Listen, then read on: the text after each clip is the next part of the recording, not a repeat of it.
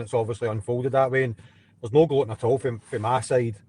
I just think it was the wrong guy. I think it was the wrong choice.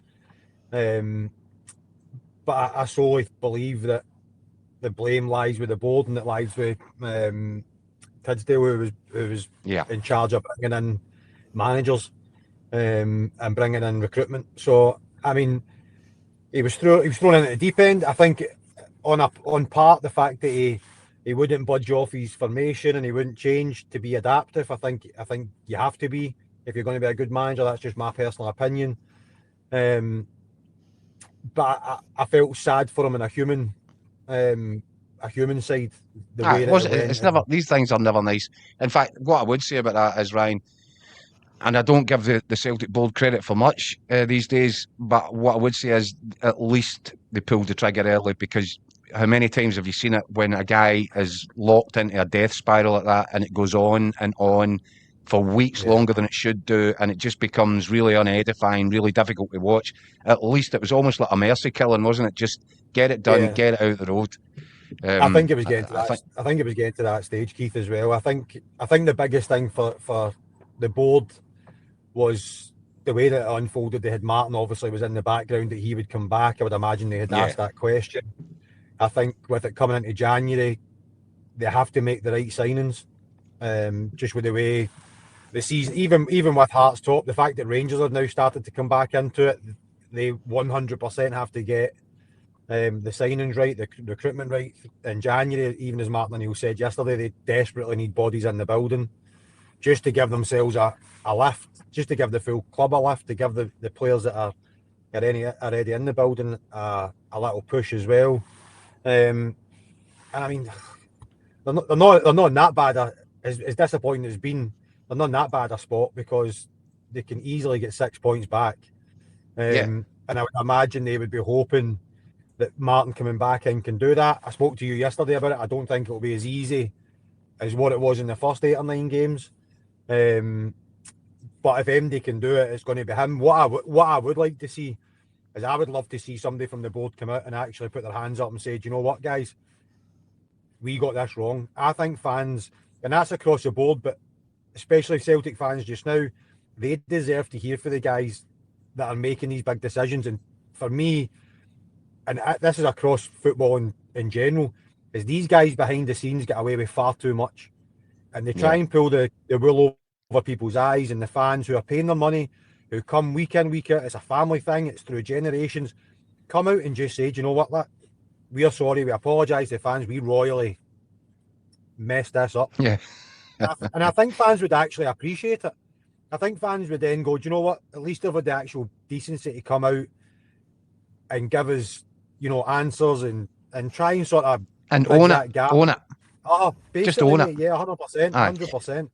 I think I can see Michael Nicholson hiding in the back of your motor there now, Ryan. I think that's where a lot of fans get disgruntled, mate, is because they just don't say a word.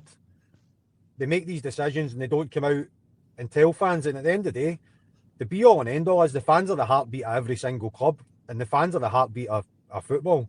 But it's a big month for Celtic, massive month for Hearts as well, because they play them at the end of the month as well. So exciting times again. It's just been a great season for the neutral and for a Hearts fan or anybody else that's not supporting probably Rangers and Celtic. Maybe Rangers a bit more now because they're coming back into it, but it's been a great season so far. Keith, I know Ryan probably still can't hear me, but I wanted to jump in and say I caught up with Record Sports' Ryan McDonald to talk about Celtic and the boardroom problems, which we'll come to later on. There's plenty of comments coming in. The Goon Platoon says you buy season ticket to watch games, not to hear from board members. I would come back and say I think Ryan's spot on. I mean, Celtic need to explain why was Nancy employed in the first place, why was Tisdale appointed, the former Exeter City manager. I mean, they need to explain it. Yeah, especially when, and on a serious point, we're talking about Ryan's initial column where he called out and he said, look, this isn't going to work.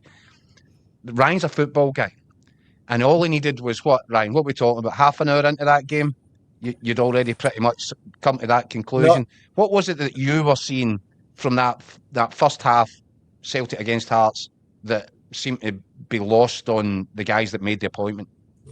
Yeah, I think the fact that it came in, and I think through the grapevine you'd heard that he had a system that he played. Nancy, this was the only way he was going to play. He believed in this system, and this was what it was going to be.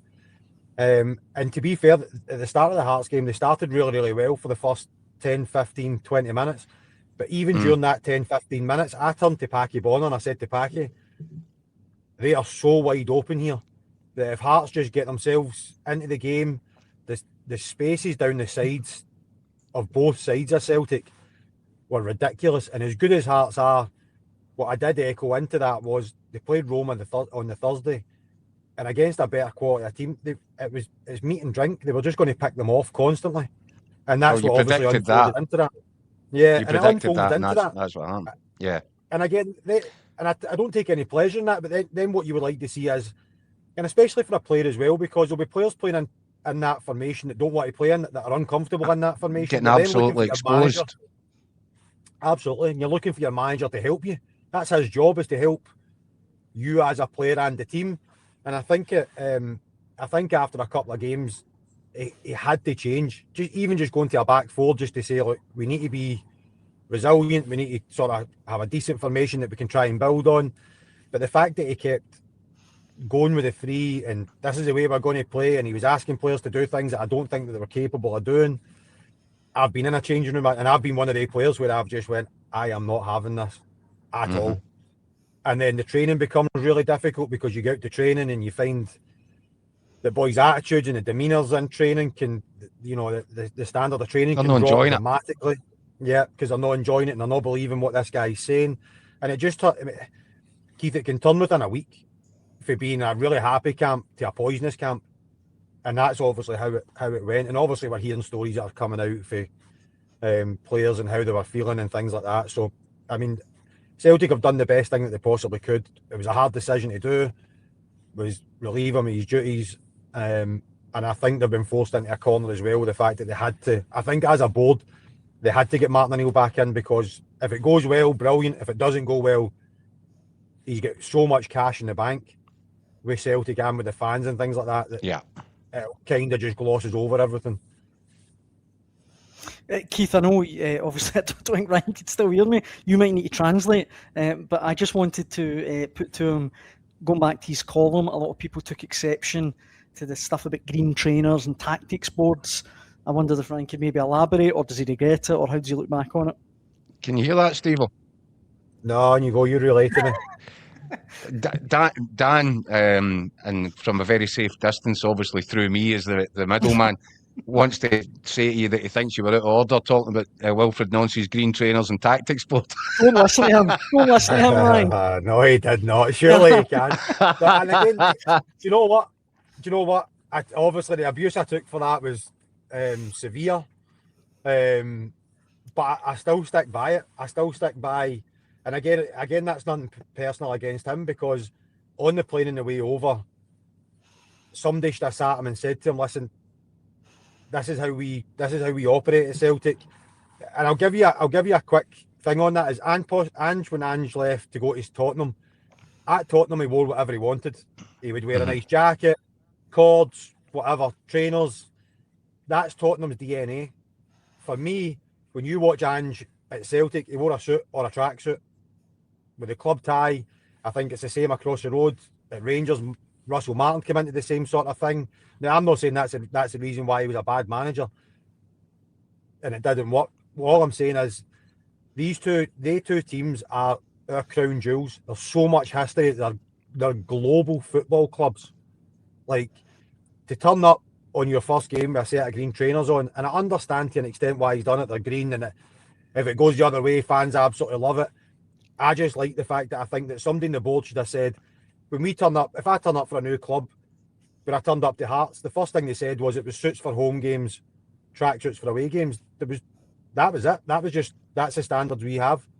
And I think it's about the setting of standards, isn't it? I think even Danny Rowe's a young guy, inexperienced at Rangers, but he was actually clever enough, and it doesn't make him a better manager. It doesn't make him more tactically astute. But by being clever enough to realise that by doing this, it's a nod of respect to the status of the job, to the size of the club, I think that's right. And I think you were obviously slaughtered for it. But I think what you were saying was, this doesn't look like a professional fit to me. No, and I think some fans will take it and they'll be like, "Oh, what are you talking about? That's a load of rubbish." I say it because I love the fact that we have Rangers and Celtic in our country, and I think Celtic are such a big club that they deserve that. The fans deserve that respect and the history they've got. You walk up towards Celtic Park and there's the big statues and everything. I just think the manager should be on that sideline with a Celtic tracksuit on or a club suit. And from a player's point of view, I've been in changing rooms since I was 14, 15. When a manager walks in, now I never had the opportunity to play for any of the old firm, but I can imagine the standards. And if a manager walked in for me for his first home game with a set of green trainers on, I would 100% turned around to my teammate and went, "What is the gaffer wearing?"